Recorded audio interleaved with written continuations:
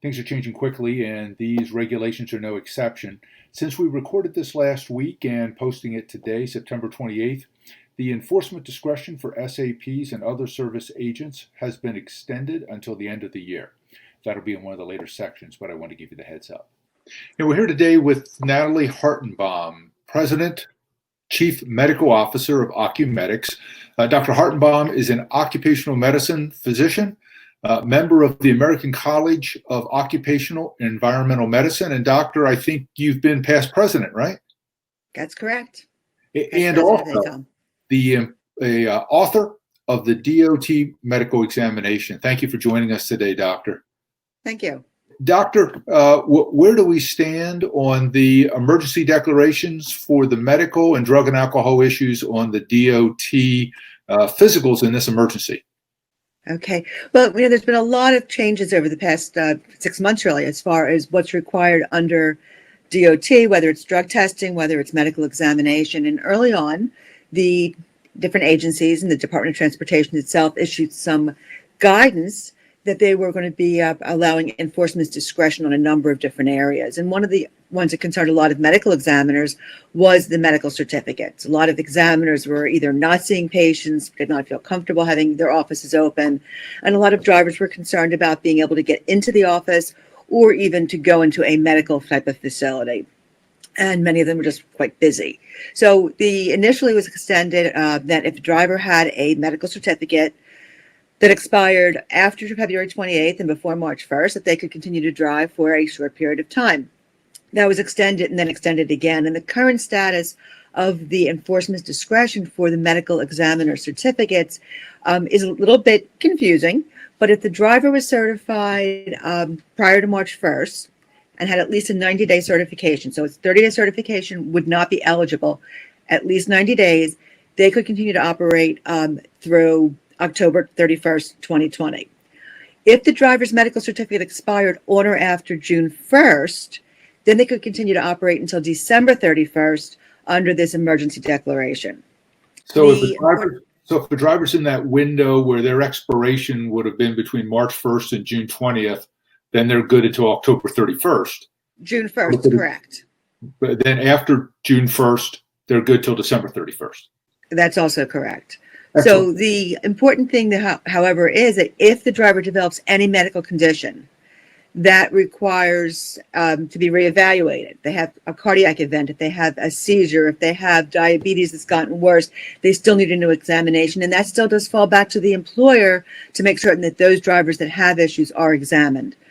Drivers who have an exemption that expires should still be getting that exemption updated. The exemptions are being reviewed, they are being received, and even this morning there were a couple of exemption announcements in the Federal Register. So those drivers do still need that updated exam or updated exemption process done. What type of exemptions are you talking about, doctor? The vision exemption, the hearing exemption, or the seizure exemptions. And remember that the diabetes exemption process has essentially now been eliminated, and the drivers have to follow the new requirement of having the form filled out by their treating clinician, and then the examiner is still reviewing that clinician's form to make the determination on certification. This next section is the one I spoke about at the beginning, where there's been a change since we recorded this last week. The enforcement discretion for SAPs and other service agents has been extended until the end of the year. Just make that note as you get through the next section. Okay, thanks. Doctor, where do we stand on drug and alcohol testing at this point? Well, drug and alcohol testing, there's been a number of changes as well. From the very beginning, the Office of Drug and Alcohol Policy and Compliance announced that there would be some discretion, that there was certainly an understanding that the drivers may not be able to meet or to have their drug testing done, drug or alcohol testing done, again, given availability, given concern over blowing out into the breath testing machine. And the agencies then issued their own specific guidance as time went on, and again kept updating that as well. Focusing here really on the FMCSA, they recognize that it may be difficult for employers, carriers to meet their random testing requirements over the course of 2020. They recognize that it may not be able to easily space them over the full year. And if that's the case, they would have that discretion on enforcement action.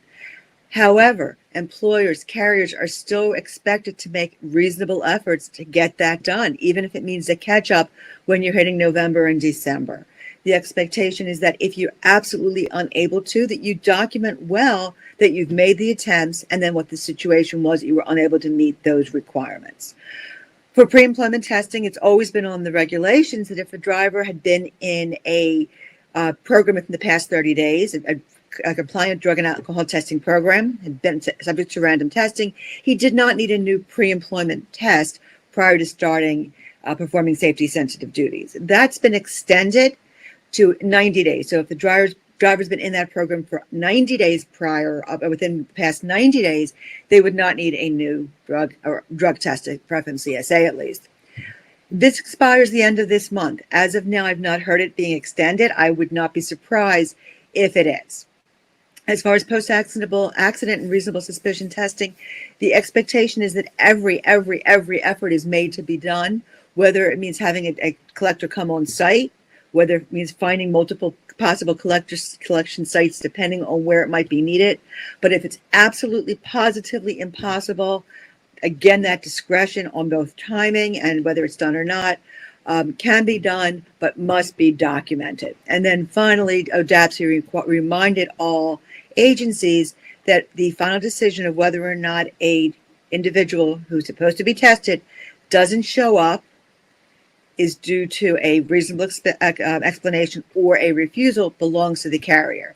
So they, at least early on, really ask employers to give some real understanding and discretion, understanding what the situation is, what the availability might be, what the safety concerns might be, in making that reasonable explanation versus refusal decision. The final big thing which related to the emergency declaration from ODAPSI is the substance abuse professional interviews and then also service agent training. This also expires in September, the end of September, but as of now, or under regulations, the substance abuse professional interview was supposed to take place in person. Recognizing that that may not be possible, ODAPSI says, yes, it's okay to do it remotely, using a webinar, using a video conferencing type of setting, as long as the technology exists, as long as the SAC can adequately assess that individual's demeanor, their interview process, and make the decision based on any personal cues that they may be able to obtain. As far as service agent training, recognition again that some MROs, SAPs, collectors, etc., may be due for training, and that discretion on having the training done has now been extended to September 30th. So if you're due for training and you haven't gotten it yet, you need to start thinking about getting it shortly, because that discretion will be going away soon. Again, unless that's extended. Haven't heard anything yet, but I wouldn't be surprised if it is extended for another 90 days at this point. Doctor, 100-point toss-up question. What's new generally in occupational medicine as it applies to trucking? A lot's been going on. I'm not sure if we talked to this group before about the most recent medical review board meeting at the end of April, which was quite interesting. Once again, trying to update that medical examiner handbook. The medical examiner handbook has been shortened from 260 pages to about 70. It has very little what I look at as true guidance, but it also has no cookbook recipes. Many examiners were looking for if the driver has XYZ condition, there's a waiting period of this long, there's a certification period of this long, and you do this when they recertify. That's pretty much not there in this current draft. What was interesting in the draft is that there was the medical advisory criteria, which had not been included in the 2019 draft, is now included. The reference to the medical expert panel and medical review board recommendations are essentially not included in the current draft, with the exception of traumatic brain injuries and obstructive sleep apnea. With the TBI, it's mentioned just a couple of the recommendations from that expert panel. For obstructive sleep apnea, it essentially includes the entire guidance that had been issued by the 2016 Medical Review Board, which caused a lot of uproar. But needless to say, there's a lot of guidance out there that examiners should be using and should be reviewing, whether or not it's in the medical examiner handbook. While there was the expectation that there would be an MRB meeting in the fall, it's now looking like it probably won't be until early next year. Hopefully we'll have one. Maybe it will be sooner, but I'm not really sure about that. One of the most amazing things and interesting things to come out of that meeting was actually the unearthing, and maybe that's not the best term for, of a 2013 cardiovascular medical expert panel recommendations. And what they had done was offered recommendations to the old cardiovascular recommendation tables. A lot of changes. There were a lot of differences on MI, on bypass. There were some recommendations on syncope. One of the big recommendation changes was it didn't include recommendations on stress testing. Most examiners are used to a stress test being required after a cardiac event, maybe every year, maybe every 5 years, depending on the situation. The only place that a stress test was even commented was under mitral valve stenosis. But made it even more interesting, there was no specific guidelines as to what an acceptable stress test would be. And in those situations where it had been previously recommended, it was stress test if recommended by a provider. So it was very vague, and I think examiners are going to have to really look carefully on how they want to handle this. These are not officially endorsed. These are not official FMCSA recommendations. They are just another tool for the medical examiner to be using. There are things in there that make a lot of sense. Hypertrophic cardiomyopathy had been disqualifying by the old handbook, the old recommendation tables. Over the years since that has been written, we recognize that hypertrophic cardiomyopathy is not a single condition. There are very low risk and there are very high risk individuals with that disease. And with the new recommendations, it did break that down a little better. And one of the other recommendations was actually changing the hypertensive guidelines. And I don't want to go into this in too much detail because I think it will confuse everyone. But it really recommended changing the number where the driver be absolutely disqualified and what the acceptable number is. Now, one of the other reasons I don't want to go into it is I think there's a typo where at one point it talks about 160 and one point they talk about 169 as the upper limit of acceptable. In most places, quite honestly, it talks about the 169 or 170 over 100 as being that blood pressure of concern. So you may see some examiners using a little bit of discretion on drivers' blood pressure, whether it's acceptable or not. The other things which have been coming up through FMCSA with the exemptions, the vision exemption may go away. The FMCSA is in the process of preparing to publish a notice on the vision standard where examiners would make the decision on their own, very much like what's happening with diabetes right now. With hearing, the National Association for the Deaf has petitioned that the hearing requirement essentially be eliminated, and that would indeed eliminate the need for a hearing exemption.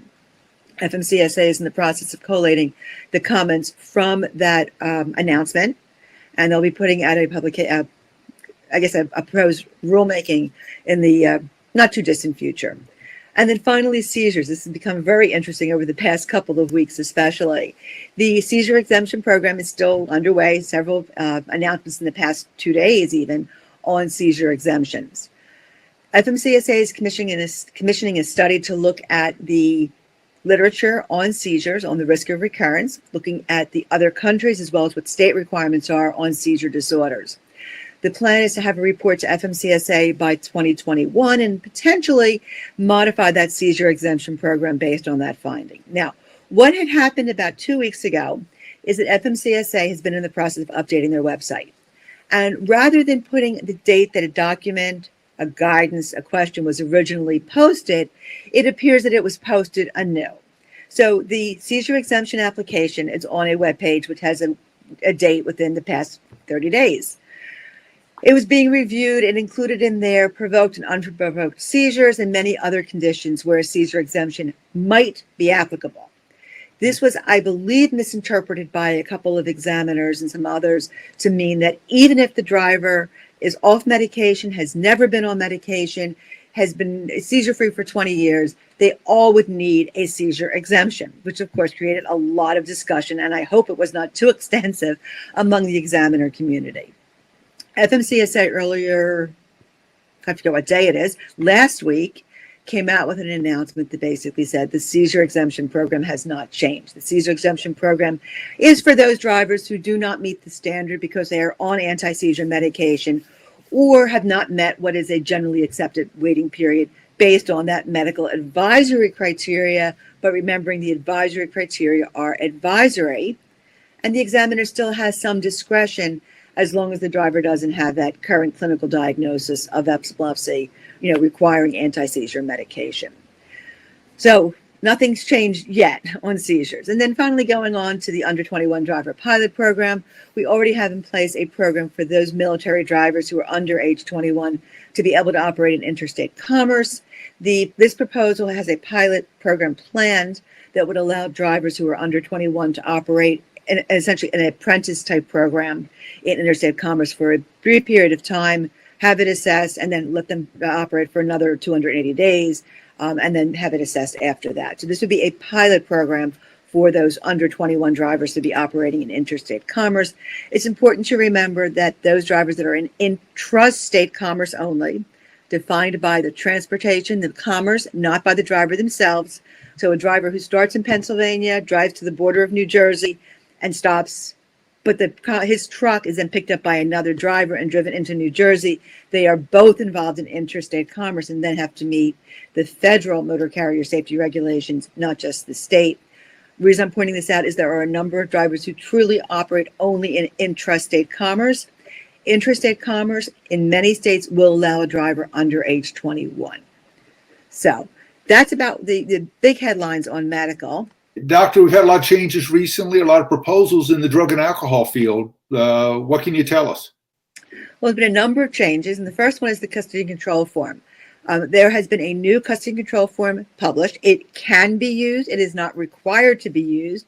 And in fact, FMCSA is urging, Department of Transportation is urging that this form not be used because it does include a lot of changes related to oral fluid testing. Oral fluid testing has not yet been approved in the Department of Transportation. The steps to do oral fluid testing have not been published and have not been fully approved and identified. So don't use a form until you need to.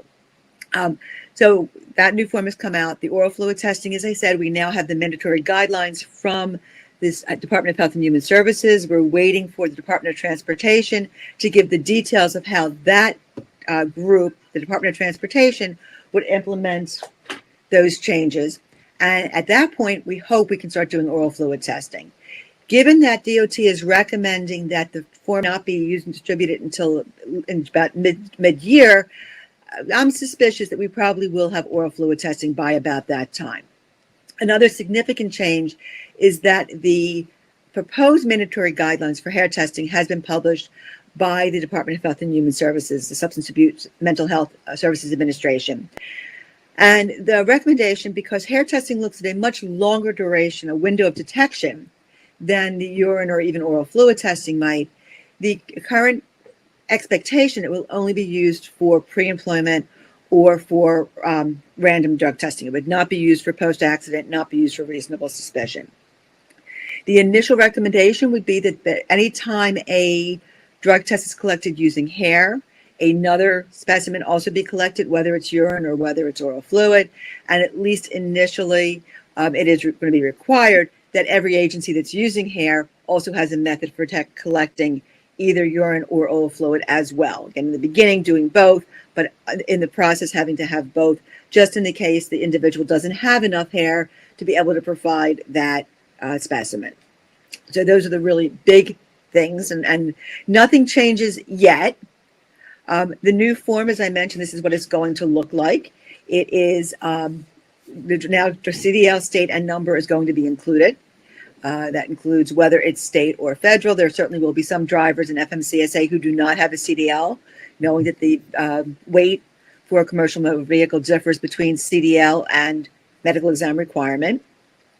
It allows other information for the collector for perhaps an email. But the biggest changes really have to do with oral fluid, as I mentioned. And now the collector would be able to use the same CCF for both and would mark off whether it's a urine or oral fluid collection. And then down it comes what type of oral fluid is done, whether it's serial, concurrent, subdivided, and then what each device's expiration date is. So that's what the form's going to look at. There's some other subtle changes on some of the other pages. There's an added line for the driver's email. There's instructions for completing the form have been removed, and the collectors are referred just to the ODAPSI's webpage on how to properly complete the form. Now, again, I mentioned the WENS. The WENS is June 1st, 2021. Laboratories are advised not to start distributing these forms unless collectors run out of them. That the old form can be used up until August 30th, 2021, but the new form must be used beginning September 1st, 2021. So we have a little time before it's required, and my urging is to please not start using it until at least mid next year, once oral fluid has been permitted, essentially, in federal drug and alcohol testing programs. So that's about all that I have for today. I'm sure things will continue to change, and I'm sure things will continue to get a bit confusing over the next several months. Doctor, thank you as always. Appreciate your time. My pleasure. Have a great day. Thank you. Bye.